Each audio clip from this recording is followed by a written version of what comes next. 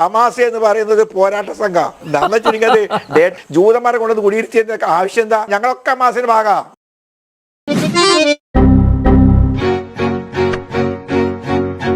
നിങ്ങൾ പറയുന്ന IS അതൊന്നും ഇപ്പൊ ഇല്ല. എവിടെ IS ഉള്ളത്? നമ്മ ചുരുങ്ങിയത് പൊളിറ്റിക്സ് ഒന്ന് മനസ്സിലാക്കണം. എവിടെ IS ഉള്ളത്? ഏറ്റവും വലിയ പറയുന്നത് നിങ്ങൾ ചിരിച്ചോ?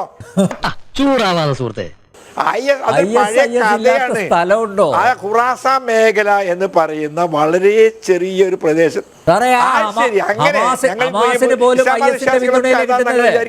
ഹമാസ് ഭീകരരിൽ നിന്ന് പിടിച്ചെടുത്തത് ISന്റെ കുടികളല്ലേ? ഇതിൽ നിന്ന് എന്ത് മനസ്സിലാക്കുന്നു? അവർക്കിടയിലുള്ള അന്തർധാര സജീവമായിരുന്നു എന്ന് വേണം കരുതാൻ. അവര് നുഴഞ്ഞു കയറാത്ത സ്ഥലങ്ങൾ ഏതാ ഉള്ളത്? താങ്കൾ ഹമാസിന് പോലും താങ്കൾ എന്താ പറയുന്നത്? അടിച്ചെന്നെ കന്യാൻ പൊട്ടിക്കും. അല്ല, ISന്റെ സ്വാധീനം ഇവിടെ ഈ കൊച്ചു കേരളത്തിൽ പോലും ഇല്ലേ? ഹമാസിന് ISന്റെ സ്വാധീനം ഈ കൊച്ചു കേരളത്തിൽ പോലും ഇല്ലേ? ഈ തലയുടെ ഫാൻസാ ഞങ്ങള്. ആശാന്റെ ഗുസ്തി കണ്ട് കണ്ട് ആദ്യം ആശാനോടായിരുന്നു ആരാധന. ആശാന്റെ മോനായതുകൊണ്ട് അല്പം ആരാധന തലയിലോട്ടും പോയി. അതൊരു തെറ്റാണോ ആശാനെ? നിങ്ങൾ എന്നിട്ട് പറയുന്നു IS എന്ന് പറയുന്നത് എവിടെയാ ഉള്ളതെന്നാ ചോദിക്കുന്നത്? ഇല്ല, ഇപ്പൊ ഇല്ല. IS ഇപ്പൊ സാന്നിധ്യമല്ല. അയ്യോ, യാഥാർത്ഥ്യമാണ് സാർ. പവനായി മരിച്ചു. ഇപ്പൊ ഇല്ല. കാഴ്ചയുടെ പ്രശ്നമാണ് അത്. അത് ഇന്നലത്തെ പൊളിറ്റിക്സാ. ഇന്നത്തെ ഞാൻ പറയുന്നത്. പിന്നെ താങ്കൾ പറയുന്നത് ഹമാസ് പോലും എന്താ? ഹമാസിന് ഞാൻ പറയട്ടെ, ഹമാസ് എന്ന് പറയുന്നത് ഹമാസ് പോലും എന്താ? ഹമാസ് എന്ന് പറയുന്നത് പോരാട്ട സംഘം. ഇപ്പൊ എന്താ പറഞ്ഞ? ഹമാസ് എന്ന് പറയുന്നത് പോരാട്ട സംഘം.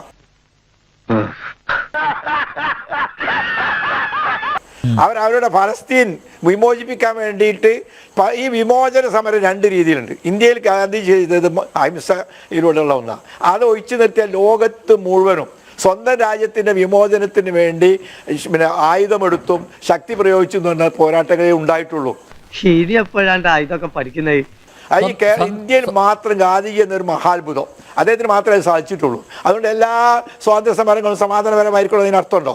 സ്വാതന്ത്ര്യ സമരത്തിന്റെ കഥ ഇനി വിളമ്പിയാ ഞാൻ നിങ്ങളെ കൊല്ലും, നോക്കിക്കോ. അപ്പൊ ഇവർ ചെയ്യുന്ന എന്താ? ഹമാസ് അവർ ഫലസ്തീന വിമോചനത്തിന് വേണ്ടി അവരുടെ സ്വന്തം നാട് ഇസ്രായേൽ എവിടുന്ന് വന്നതാ? 1917 മുമ്പ് ഇസ്രായേൽ ഒരു രാഷ്ട്രമുണ്ടോ? ചരിത്രത്തിലൊക്കെ നല്ല പിടിപാടാണല്ലോ. 48 നിലവിൽ വരുന്നത്. അത് വേറെ വിഷയമാണ്. കഴിഞ്ഞപ്പോ അവർക്ക് കൊടുത്തൊരു സമ്മാനം നിൽക്കാണ് അറബികളെ നെഞ്ചത്തുണ്ടിട്ട്. താങ്കൾ പറഞ്ഞോണ്ടാ, താങ്കൾ ആ വിഷയം പറഞ്ഞതുകൊണ്ടാണ്. ഞങ്ങളിൽ ഒന്നിനെ തൊട്ടാലേ തൊട്ടവൻ നാളും.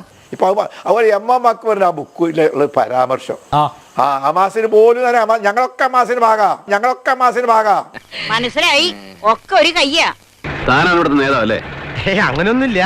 അതും വെച്ചിട്ട് വെള്ളത്തിലെടുത്താലുണ്ടല്ലോ തന്റെ കേന്ദ്രവും സ്റ്റേറ്റും കൂടെ ഞാൻ ഒന്നാക്കിക്കളയും, മനസ്സിലായോ? ഞാനൊക്കെ ശക്തമായിട്ട് വാദിക്കും.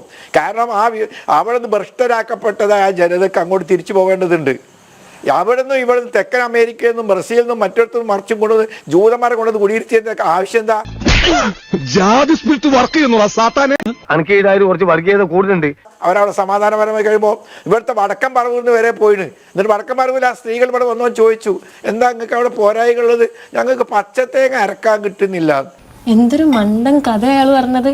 ആ നാട്ടുകാരായ ജനങ്ങളെ ബലം പ്രയോഗിച്ച് അറേബ്യൻ മരുഭൂമിയിലേക്ക് തള്ളി അവരുടെ വീടുകൾ കയ്യേറി അവിടെ താമസിക്കുക. ഞാൻ ഫലസ്തീൻ കാണാൻ പോയിട്ട് എൻ്റെ ഗൈഡ് ഒരു വീട് കാണിച്ചു തന്നു. അപ്പൊ ഞാനങ്ങനെ പറ്റി ചോദിച്ചു, ആ വീട് എങ്ങനെയുണ്ട് എന്നൊക്കെ ചോദിച്ചപ്പോൾ പറയാ, എന്റെ വീടാണ് അത് കയ്യേറി ജൂതന്മാർ താമസിക്കാൻ. അല്ല പാവം അറിയങ്ങള് അവരൊക്കെ കയ്യേറിയിട്ട് ഇങ്ങനെ എന്നിട്ട് ഇവര് സുഖമായിട്ട് അല്ല, ഇത് ഹമാസ് വിഷയമല്ല ചർച്ച ചെയ്യുന്നത്. ഞങ്ങൾ കുറച്ച് ഇന്ത്യൻ പൗരന്മാർ ഇവിടെ ഉണ്ടെന്നുള്ളത് നീ മറന്നോ?